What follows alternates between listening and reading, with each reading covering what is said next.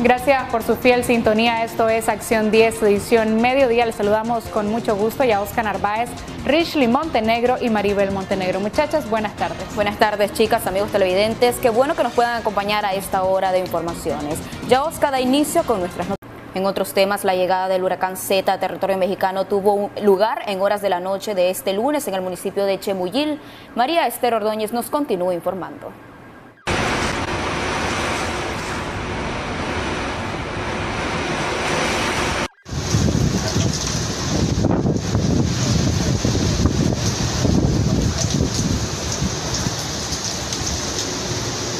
La inminente llegada del huracán Zeta a territorio mexicano tuvo lugar en horas de la noche de este lunes en el municipio de Chemuyil, en Quintana Roo. Así lo informó el Centro Nacional de Huracanes de los Estados Unidos. Los habitantes de la zona publicaron en las redes sociales los videos captados desde sus teléfonos celulares. En las imágenes se ven las consecuencias del fuerte ciclón que llega a menos de un mes del paso del huracán Delta, horas antes de tocar tierra. El huracán ya ha provocado caída de árboles y fallas en el servicio eléctrico.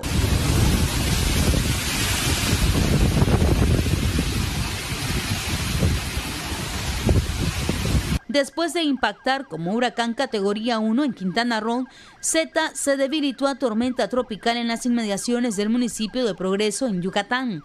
El fenómeno meteorológico perdió fuerza alrededor de las 3 de la madrugada, aproximadamente a 140 kilómetros al este-sureste de Progreso, aunque mantiene vientos máximos de 110 kilómetros por hora, así como rachas de 140 kilómetros por hora. Según la información brindada por las autoridades de México, Zeta continúa su desplazamiento hacia el noroeste del país a 22 kilómetros por hora y se enfila rumbo al Golfo de México. Las autoridades declararon alerta roja máxima a los municipios de Tulum, Solidaridad, Cozumel, Puerto Morelos, Benito Juárez, Isla Mujeres y Lázaro Cárdenas. Las secretarías de la Defensa Nacional y de Marina activaron los protocolos de emergencia en su fase de prevención para atender a la población en caso de desastres naturales. María Esther Ordóñez, Acción 10. Retornamos al ámbito nacional, donde aproximadamente 50 sistemas de riego que eran utilizados en 60 manzanas de cultivos fueron destruidos por las corrientes ocasionadas por las intensas lluvias registradas en nuestro país. Los detalles en el siguiente reporte a cargo de Xochitl Mendoza. Las intensas lluvias que han caído en los últimos días ocasionaron el desborde de un río en la comunidad Molino Sur, en Sébaco, Matagalpa. Las corrientes destruyeron 50 sistemas de riego que eran utilizados en 60 manzanas de cultivos, entre ellos hierbabuena, chayote, maracuyá, granadilla y jamaica. Este río está tirando por parte del molino, se está tirando por la parte del molino.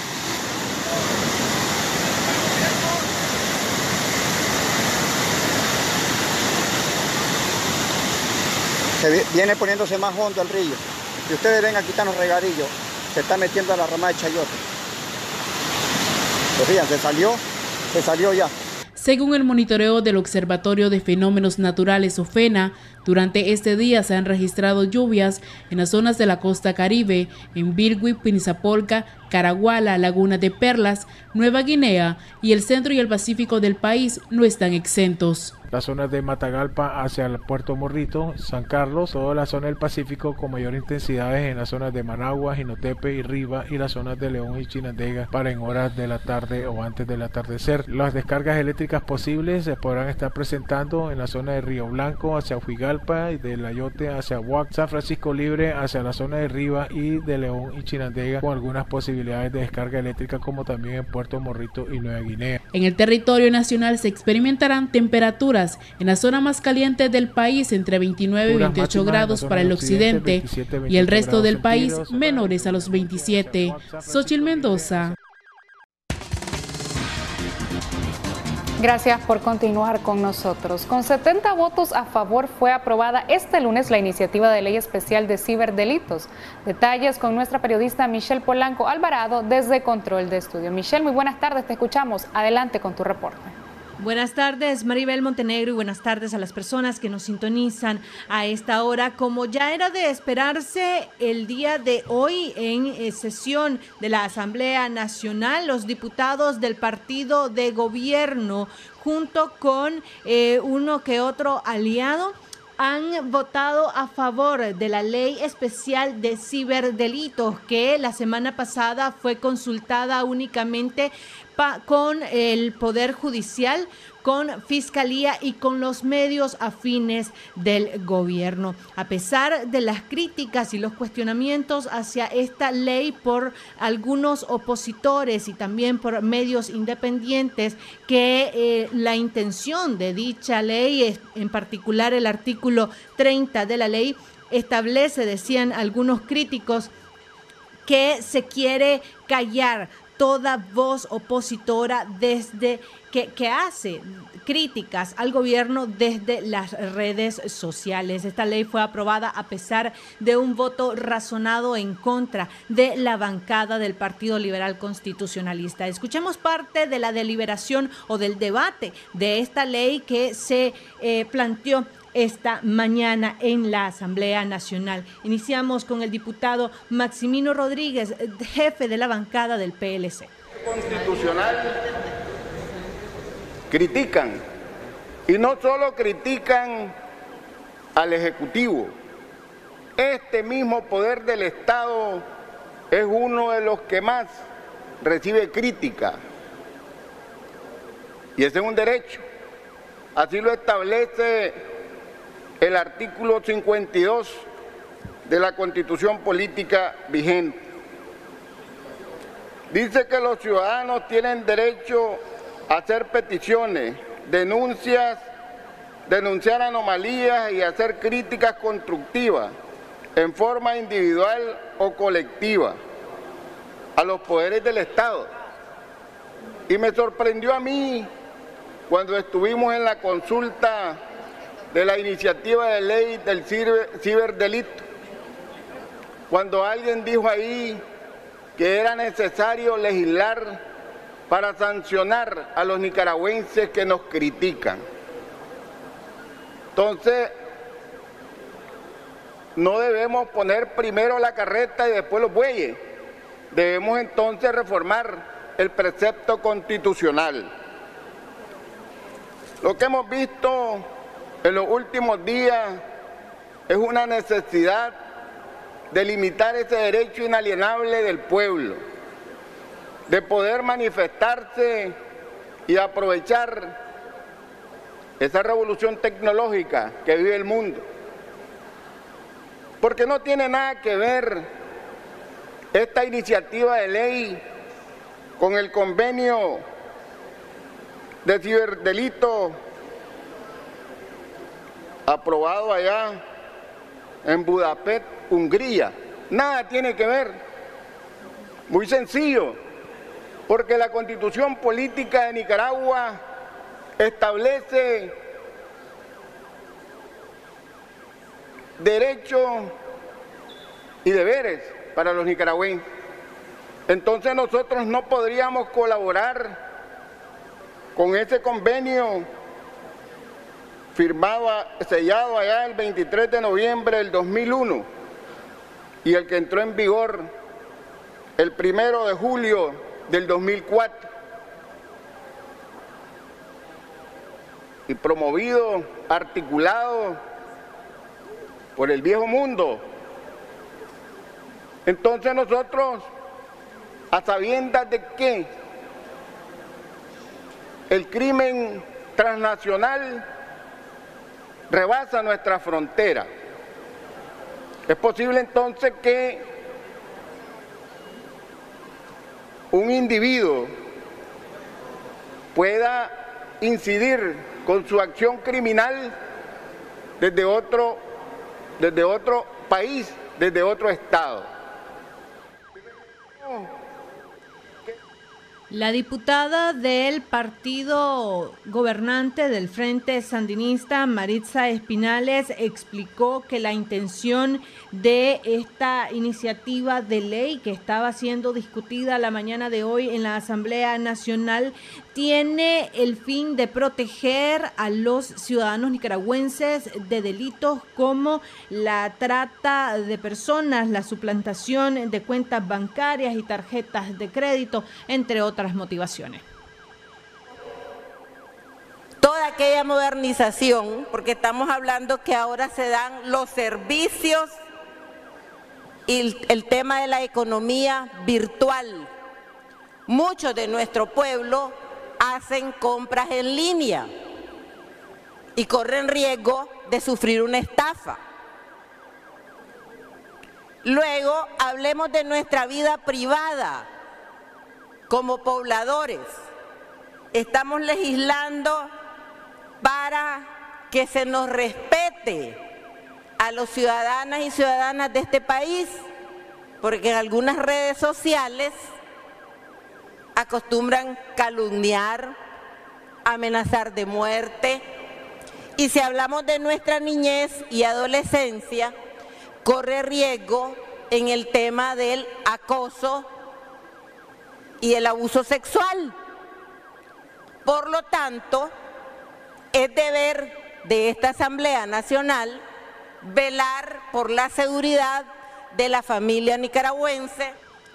Por su parte, el diputado Wálmaro Gutiérrez se refirió a las críticas que ha recibido esta iniciativa de ley por parte de los opositores y también de algunos medios independientes, quienes han dicho que esta iniciativa de ley, en particular los artículos 29 y 30, coartan la libertad de expresión. Él explicaba que la ley no es una cacería de brujas y que más bien persigue precisamente proteger a la ciudadanía de la violencia sexual. Son dos cosas completamente distintas y nuestros hermanos comunicadores y gente que sabe muchísimo más de prensa y periodismo que este humilde servidor me van a dar la razón. Una cosa es información y otra cosa es opinión. Lo que aquí se está garantizando, lo que aquí se está protegiendo, lo que aquí se está preservando es que las y los nicaragüenses tengamos acceso a la información veraz. Ahora, lo que opinemos después nosotros sobre lo que se informe no está sujeto a ningún tipo de censura, porque además lo dice la Constitución política, donde dice de que no puede existir censura previa, sino responsabilidad ulterior. Porque lo que sí hay que dejar claro es de que si mi opinión, cuando yo ejerzo mi derecho a opinar, transgredo los derechos de otra persona, estoy cometiendo un delito. Porque mi derecho termina donde empieza el de los demás y donde está el bien común. El artículo 30 de la ley de ciberdelitos dice o habla acerca de la propagación de noticias falsas a través de las tecnologías de la información y la comunicación. Textualmente dice: quien usando las tecnologías de la información y la comunicación publique o difunda información falsa y o tergiversada que produzca alarma, temor, zozobra en la población o a un grupo o sector de ella, a una persona o a su familia, se impondrá la pena de 2 a 4 años de prisión y 300 a 500 días multa. Si la publicación o difusión de la información falsa y o tergiversada perjudica el honor, prestigio o reputación de una persona o a su familia, se le impondrá una pena de 1 a 3 años de prisión. Y si la publicación o difusión de la información falsa y o tergiversada incita al odio y a la violencia, pone en peligro la estabilidad económica, el orden público, la salud pública o la seguridad soberana, se le impondrá una pena de 3 a 5 años de prisión y 500 a 800 días multa. Sin embargo, la ley no establece o no explica qué es una noticia falsa, ni quién determinará si lo que se publica a través de las redes sociales es información falsa o tergiversada. Nosotros estaremos dando más información acerca de esta noticia en nuestra edición estelar. Yo regreso a la señal con Yaosca Narváez. Gracias, Michelle, por todo tu reporte. Siempre vos nos continúas informando en vivo en directo desde el control de estudio, que presentan ante plenario iniciativa de ley para reformar el artículo 37 de la Constitución Política, con el fin de establecer prisión perpetua revisable como pena máxima en Nicaragua. Además, Junta Directiva creó comisión especial encargada de hacer consultas a dicha reforma. Michelle, muy buenas tardes. Adelante con tu reporte. Muy buenas tardes. Yaosca, la semana pasada le dábamos a conocer acerca de esta iniciativa de reforma parcial a la Constitución del artículo 37. En este artículo 37 de la Constitución Política se establece que la pena máxima en nuestro país es de 30 años. En la propuesta de reforma que fue presentada la semana pasada y que hoy fue presentada en plenario para su posterior consulta, se le agrega una excepción que dice que se impondrá una pena de prisión perpetua revisable para la persona condenada por delitos graves cuando concurran en circunstancias de odios, crueles, degradantes, humillantes e inhumanas que por su impacto causen conmoción, rechazo, indignación y repugnancia en la comunidad nacional. La ley de la materia determinará y regulará su aplicación, dice la propuesta presentada la semana pasada por los diputados de la bancada sandinista, en total 69. El día de hoy fue leída la justificación y vamos a escuchar parte de la explicación que brindaba la primer secretaria de la Asamblea Nacional. Jurídico como la vida, la integridad de las personas, la libertad e indemnidad sexual y la seguridad, y se atenta contra ellos, constituye delito y se impone una pena. Algunas veces la pena no corresponde con la caracterización de los crímenes crueles, inhumanos, degradantes y de odio acaecido últimamente, sin el menoscabo de las víctimas que en su mayoría pertenecen a los grupos de personas que se encuentran en sus circunstancias de vulnerabilidad. En esta circunstancia nace la imperiosa necesidad de proponer una reforma parcial a la Constitución Política de la República de Nicaragua ante los crímenes crueles, inhumanos, degradantes y de odio antes señalados y también rechazados socialmente. La reforma constitucional consiste en modificar el artículo 37 en cuanto a la duración de pena, dado que la propuesta reside en sancionar con una pena rigurosa de crímenes crueles, inhumanos, degradantes y de odio en conexidad con la proporcionalidad de los delitos cometidos y robustecer el carácter de prevención ante el riesgo de la pena exhaustiva a quienes atentan contra la vida.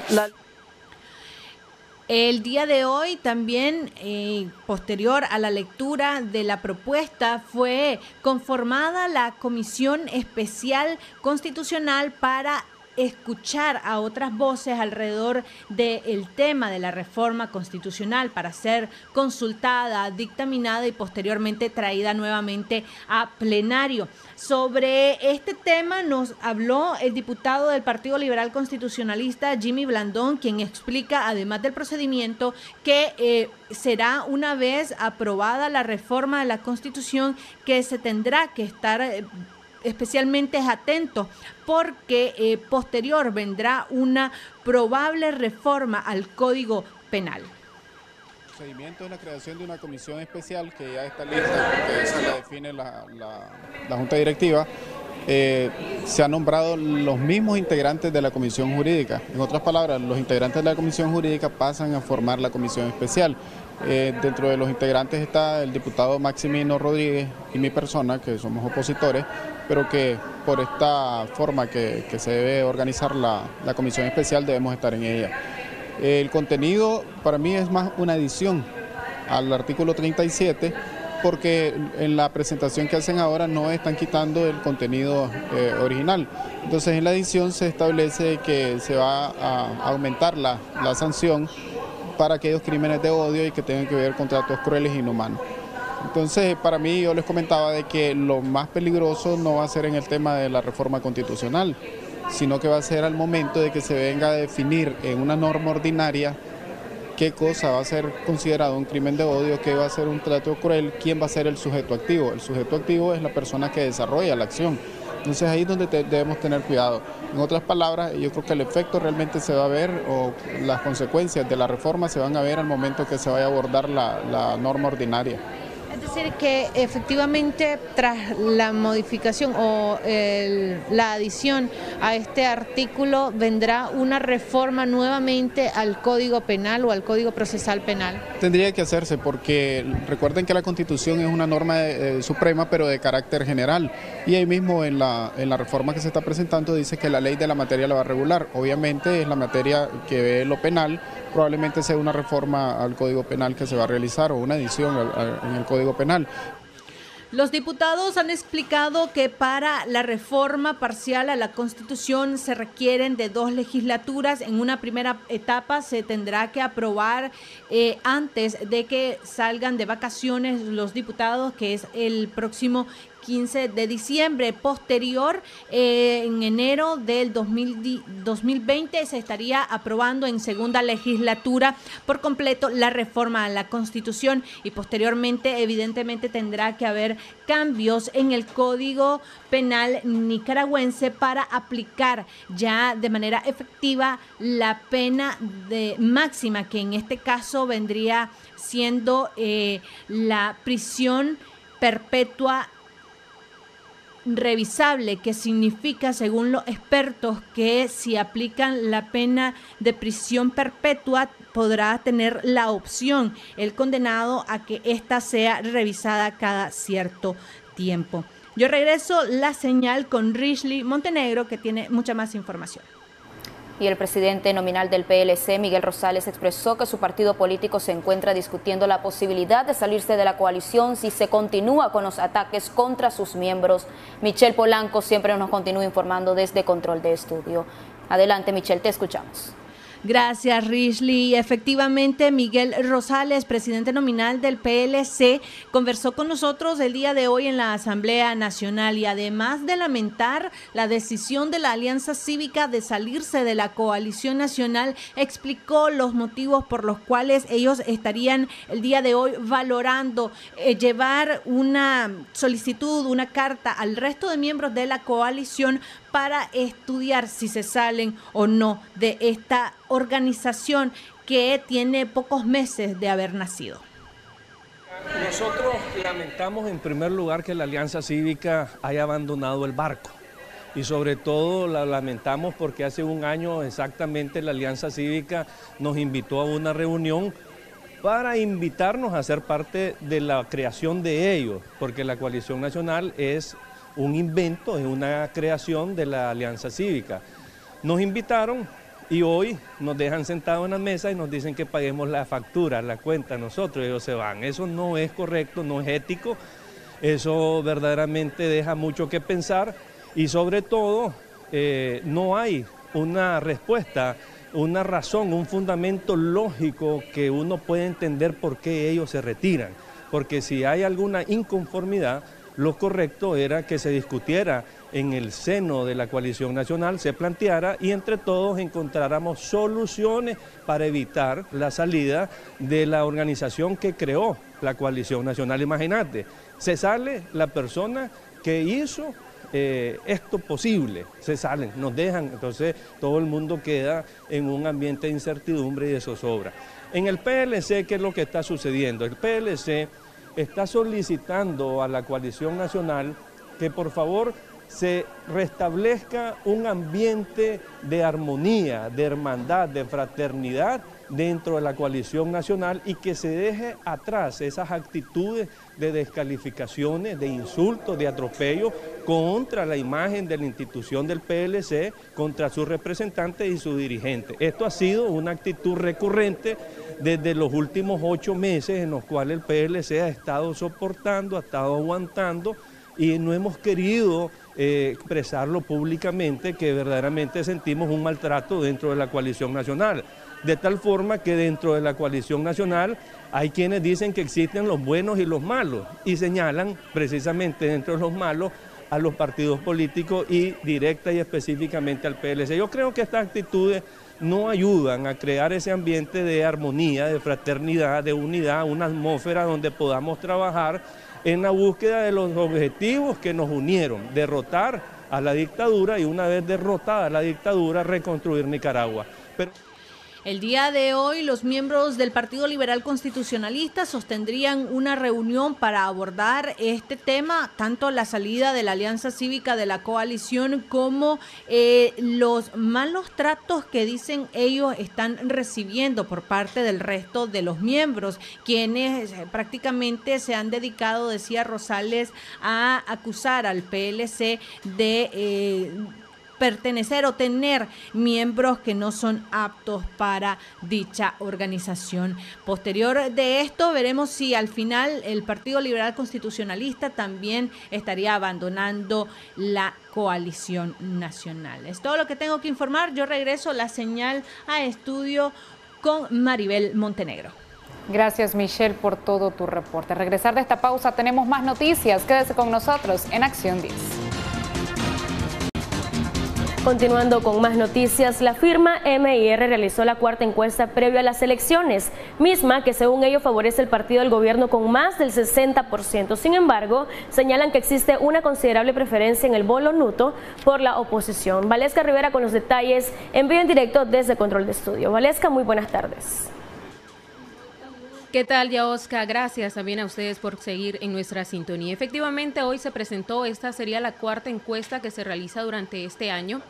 Ellos aseguran que a lo largo de estas encuestas, el partido Frente Sandinista de Liberación Nacional ha aumentado su nivel de preferencia y los posiciona con más del 60%. Aseguran que la muestra fue aplicada en al menos 1.600 personas, tomando en cuenta que son más de 5 millones los ciudadanos que están aptos para votar.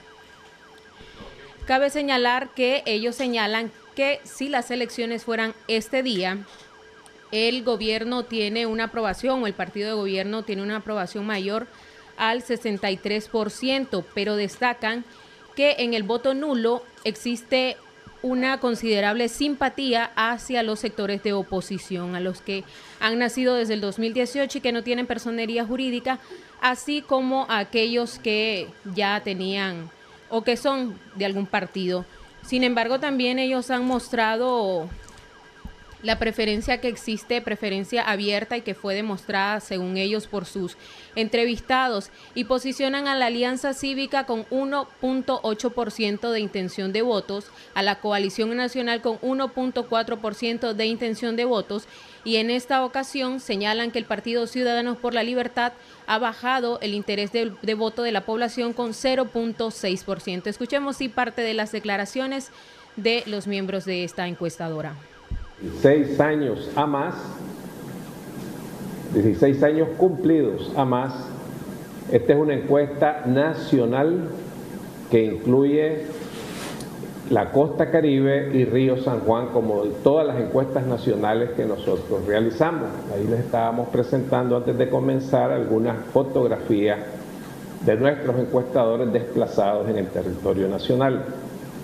Se hace en sectores urbanos y en sectores rurales.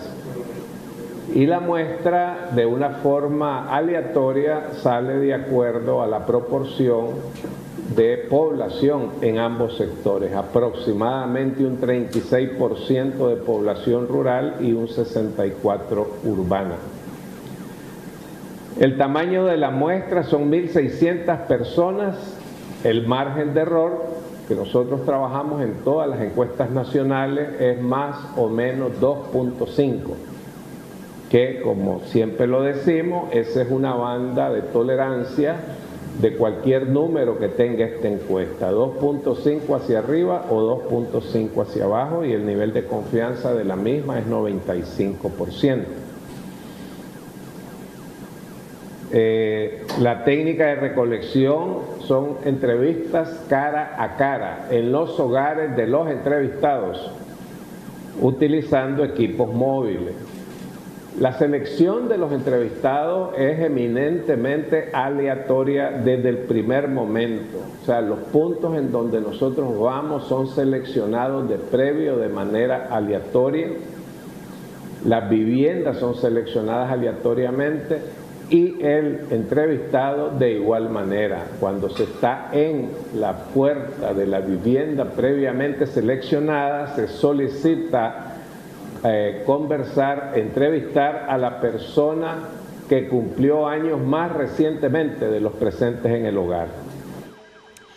Bien, ellos han asegurado también que existe un dato que han mencionado, es que el 0.5% de simpatizantes del gobierno o del partido FSLN ha mostrado preferencia por la oposición, es decir, que estos votarían por la oposición si las elecciones fueran este día. También aseguran que hay un importante o un 7% de voto que no favorece al gobierno y que no estarían votando por ellos. Señalan que parte de las declaraciones que dieron los entrevistados en relación a la oposición y la falta de preferencia o de popularidad que se muestra en esta encuesta es que la oposición adolece de liderazgo y de popularidad, que no existe un líder como tal y que por tanto esto les hace sentir inseguros de decidir dar su voto por la oposición. Estos son algunos de los datos relevantes que ellos han mostrado. Más detalles en la edición estelar. Regresamos a Estudio Central. Polémico debate protagonizaron José Dávila, coordinador de comunicación de la Alianza Cívica, y el doctor Armando Herrera, dirigente territorial. Aunque esta organización opositora se separó de la coalición nacional, dentro de sus filas existen fracturas que las debilitan. Willy Narváez nos amplía. Roce fuerte sostuvieron ambos integrantes de la Alianza Cívica durante el programa Acción 10 en la mañana. El doctor Armando Herrera pertenece a esas fracciones que considera incorrecta la decisión de la organización opositora por abandonar la coalición nacional. Yo creo que no se detuvieron un momento para ver el espejo, la imagen en espejo de Bolivia. Y aquí no podemos permitir también que se estén dando nuevos sucesos, que se estén desempolvando el viejo fantasma del 2006 de la división, porque quiérase o no se quiera, lo que está en las redes el día de hoy se habla exclusivamente de divisionismo y eso no lo pueden tapar. Mientras que José Dávila, coordinador de comunicación de la Alianza Cívica, desconoció el liderazgo que se atribuyen algunos responsables territoriales, Herrera ostenta ese cargo. Hemos escuchado al doctor Herrera, pero la Alianza Cívica le ha tenido a él un respeto, es un militante de muchísimos años en distintas organizaciones, ha sido congruente en la lucha contra la dictadura. Pero, por ejemplo, ayer se vieron unas declaraciones de él como coordinador territorial de la Alianza Cívica. Ese cargo no existe, nunca ha existido. Queda más al descubierto con las palabras que el señor José Dávila expresa, que los principales violadores de los estatutos de la Alianza Cívica son quienes manejan la cúpula, porque tú eres testigo de que a mí me enviaron en este programa como coordinador del sector de territorios y ahí está grabado. A inicios de este año, la Alianza Cívica llamó a la formación de la coalición nacional, la cual abandonó, según ellos, para lograr una verdadera unidad con otros sectores. ¿Cómo podemos hablar de una frustración de la unidad si la Alianza Cívica ya ha hecho 2 intentos de unidad? Yo creo que no están siendo coherentes, yo creo que al territorio ni siquiera lo tomaron en cuenta. No podemos dejar a nadie. Hay muchas organizaciones que están fuera de la coalición. La coalición fue un esfuerzo, pero ellos nunca entendieron que no podían ser alternativas, no funcionaron. Estando en la coalición nacional, la Alianza Cívica compartía la postura que buscarían una casilla nueva, una posición temporal, porque ahora esta organización valora otra. Una unidad política que pueda desembocar al final en una alianza electoral con un partido político, que no puedo decir en este momento cuál es, solo puedo adelantar que sea aceptado por el pueblo. Antes que la Alianza Cívica abandonara la coalición nacional, varios de sus miembros desertaron de esta, como la escritora Yoconda Belli, el ex canciller José Palé y Sandra Ramos. Willy Narváez, a Acción 10. Se programa audiencia de apertura de juicio de joven TikToker que publica su descontento contra el gobierno y es acusado por amenazas con armas. Los detalles con Geraldine Domínguez. Apertura de juicio oral y público es programado en el que se le acusa al joven tiktoker Kevin Monson por supuestas amenazas con arma de fuego. Según la abogada que lo representa, Yonarqui Martínez, estas imputaciones por delitos comunes se las atribuyen por pronunciarse por medio de la red social TikTok en contra del gobierno. Aperturamos el juicio, pero se suspendió porque la víctima no vino. Es claro de que él es inocente y obviamente si la víctima reflexiona en no seguir acusando a un inocente, nosotros vamos a solicitar un cierre del juicio por falta de pruebas. ¿Esta persona de qué lo está acusando? De amenazas con armas. Supuestamente Kevin Monzón lo amenazó el 14 de junio en las instalaciones de la UCA, situación que es adversa. Situación que es a lo contrario, Kevin fue perseguido y amenazado de muerte por esta persona. Sí, mira, pues fíjate que la parodia aquí en el país no es prohibido, ¿me entendés? Y tampoco no es delito. Y sí, yo me expresaba en esa forma en contra del gobierno, ¿me entiendes? Y pues la verdad que yo te puedo decir que yo doy libertad, o sea, yo puedo decir y ejercer mi derecho como yo pueda, ¿me entiendes? Y creo que no es delito aquí en Nicaragua protestar y ejercer su derecho. La audiencia fue programada para el 5 de noviembre en el Juzgado Sexto de lo Penal. En Acción 10, Geraldine Domínguez. En otras noticias, productores que ofertan sus cosechas en la huertecita del mercado Ernesto Fernández en la ciudad de Masaya denuncian que están siendo desalojados por comerciantes mayoristas del mismo centro de compras. Xochitl Mendoza con los detalles. Pequeños productores que ofertan sus cosechas en el sector de la huertecita en el mercado Ernesto Fernández de Masaya denuncian que están siendo desalojados por comerciantes mayoristas del mismo centro de compras. El desalojo, según los denunciantes, ocurre porque el superintendente del mercado, Jonathan López, ha vendido los espacios en la zona de la herradura, cercano a una parada de buses. Señoras de aquí se han hecho dueñas, han puesto tramos y tramos, y ahora la huerterita la han venido reprimiendo, queriéndola volar de un lado a otro. El problema que sucedió hoy, que esta muchacha viene y la querían quitar a como fuera lugar, le vuelan a venta, no andan viendo que si es pequeño o es grande el productor. ¿Qué es lo que está pasando aquí? Que nosotros como ambulantes sufrimos porque nos atropellan, nos dicen barbaridad y nos vuelan de un lado a otro. No nos quieren dejar vender. Me querían quitar mi venta, yo no dejé que me quitaran mi venta, me la volaron, todos me estropearon la venta, me querían pegar todas ellas. Vinieron una muchacha embarazada, ella tiene tramoya, ella no se quiso meter en eso, también le querían pegar. Le dijeron vulgaridades, la querían agarrar. Después se querían agarrar conmigo.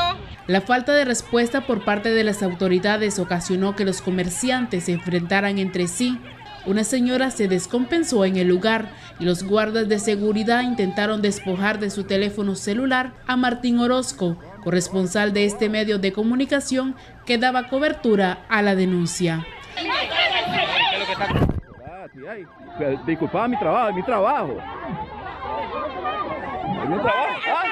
Yo soy periodista del Canal 10. Los transportistas también se suman a la denuncia, pues la parada de buses fue acaparada. Xochitl Mendoza, Acción 10. Con esta información hacemos pausa comercial y al regresar más noticias. Continuamos con más noticias.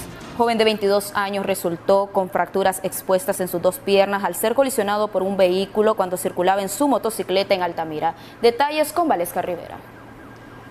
Gracias, Richly. Así es, a eso del mediodía este joven circulaba en el sector de Altamira. Estamos hablando exactamente donde fue el banco BDF y la conductora del vehículo estaba saliendo de esa intersección cuando el joven, según ella, cruzaba a exceso de velocidad y no logró detenerse ella a tiempo. Asegura que aunque la colisión fue pequeña, él salió por el aire y fue como se ocasionaron las lesiones. Escuchemos sí parte de las declaraciones de la conductora, que se encontraba en el lugar bastante nerviosa porque evidentemente las lesiones del joven, solo identificado como Jonathan, eran de consideración. Otros testigos en el lugar señalaban que la responsabilidad fue de la conductora porque ella no se detuvo en el alto. Escuchemos parte de las declaraciones del incidente que ustedes están viendo en sus pantallas. Disculpe, no, pero de todas maneras, nosotros veníamos cruzando la calle, obviamente. habíamos visto que venía el muchacho, pero venía tan rápido que tampoco me imaginé que él iba a hacerlo así. Entonces crucé y cuando vi que el muchacho se cruzó, me detuve lo más rápido que pude, si solo lo toqué con esto, pero no pude evitarlo más y el muchacho salió lastimado. Me da pesar porque obviamente yo nunca voy a querer hacerle eso a alguien, imagínense. Pero bueno. Bien, esas eran las declaraciones de la conductora. Ella asegura que estaban haciendo un trámite en el lugar. También atribuye a que quizás el joven no tuvo la visión de observar que el carro venía saliendo porque se encontraba estacionado otro vehículo que ella asegura como conductora tapa la visión de los que van. Escuchemos y parte de las declaraciones del testigo que logró observar el hecho. Y de repente yo vengo caminando ahí y miro que va saliendo la muchacha con ese vehículo y lo agarró. Fue grande el impacto que incluso lo mandó hasta aquí, pero gracias a Dios el muchacho del casco lo salvó prácticamente, ¿ya? Pero sin embargo, si ustedes ven, las extremidades, los pies, los tienen fregados. Bueno, ya, ok, eso es todo. Bien, eso es parte lamentablemente de lo que ocurrió a eso del mediodía. El joven fue trasladado a un centro asistencial. Cabe destacar y es necesario mencionar que uno de los bomberos del Ministerio de Gobernación dejó de atender a la víctima para evitar que nosotros realizáramos nuestro trabajo. Un hecho lamentable porque ellos están ahí para priorizar a las víctimas y no para detener el trabajo de los periodistas. Es todo lo que tenemos que informar de momento. Adelante, Maribel. Gracias, Valesca, por todo tu reporte. En redes sociales circula trifulca registrada en un bar en Rubenia, donde 2 jóvenes resultan lesionados al ser catapultados por un vehículo. Mayores detalles con nuestro periodista nocturno, Ronald Rodríguez Solís. En redes sociales circulan videos donde se observa a un grupo de personas protagonizar una trifulca en el interior de una plaza ubicada en las cercanías del paso a desnivel de Rubenia. El conductor de un carro, aparentemente bajo los efectos del alcohol, atropelló a 2 personas, mientras el resto corría para evitar salir lesionados. Además, ocasionó daños materiales.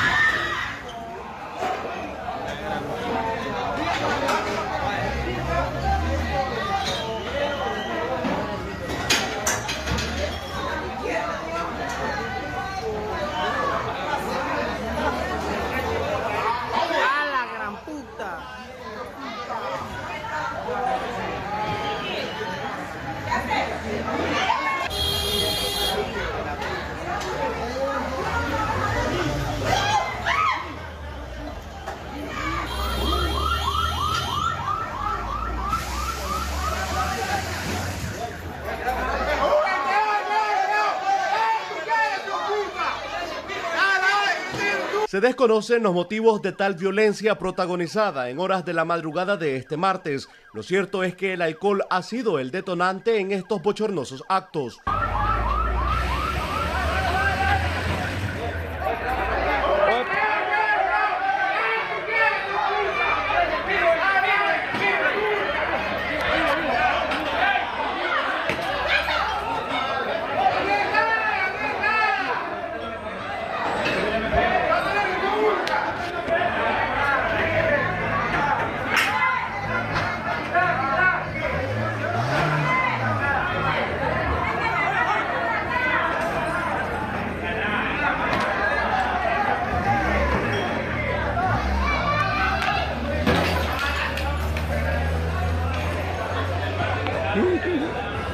De manera extraoficial se conoció que el vehículo color rojo involucrado en este suceso fue encontrado abandonado en el reparto López, ubicado en el distrito 7 de la capital. La policía realiza las investigaciones correspondientes para determinar el origen de este escándalo y dar con el paradero de los implicados. En Acción 10, Ronald Rodríguez Solís.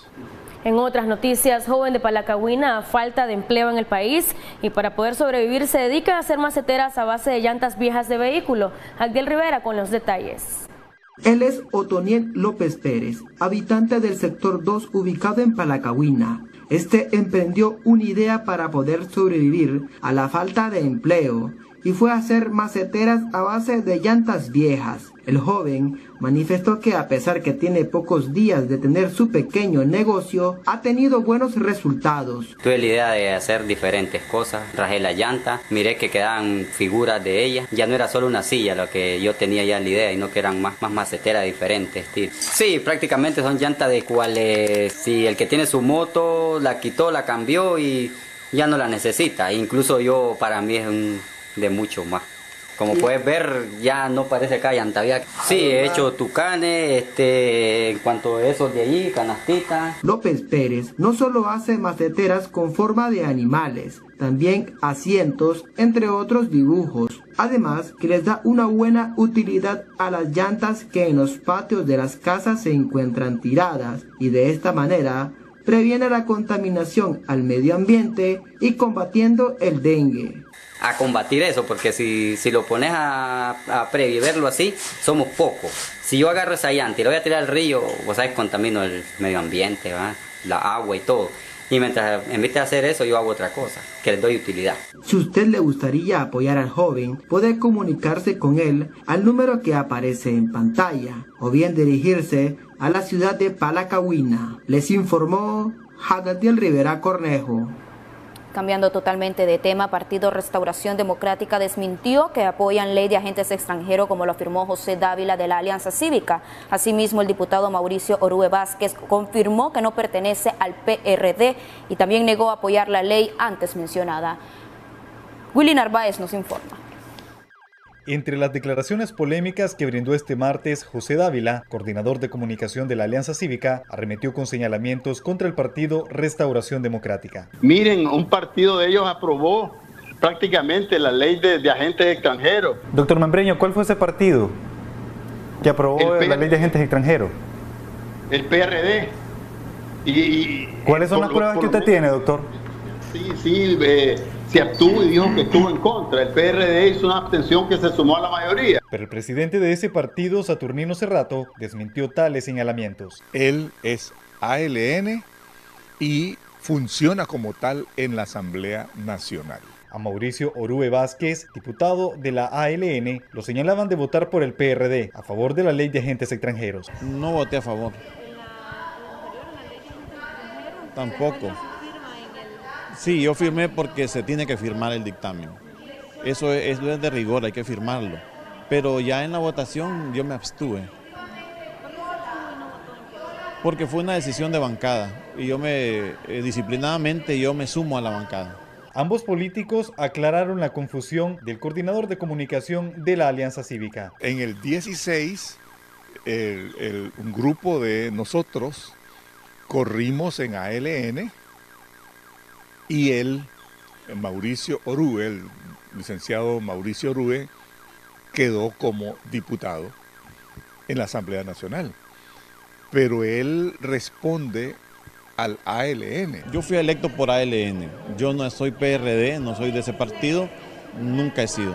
Aunque la Alianza Cívica abandonó la coalición nacional, se conoció que en los próximos días aprobarán a nuevos integrantes. Willy Narváez, a Acción 10. Hacemos pausa comercial, ya regresamos. Gracias por continuar con nosotros. Muchachas, antes de finalizar queremos felicitar de manera muy especial a Emily Pamela Chamorro, cumple 13 años. Bendiciones de parte de su papá Emiliano Chamorro Mendieta. Y así llegamos al final de nuestras noticias. Muy buenas tardes.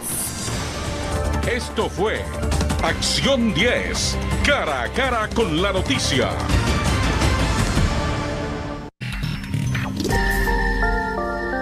Canal 10, más pasión, más emoción.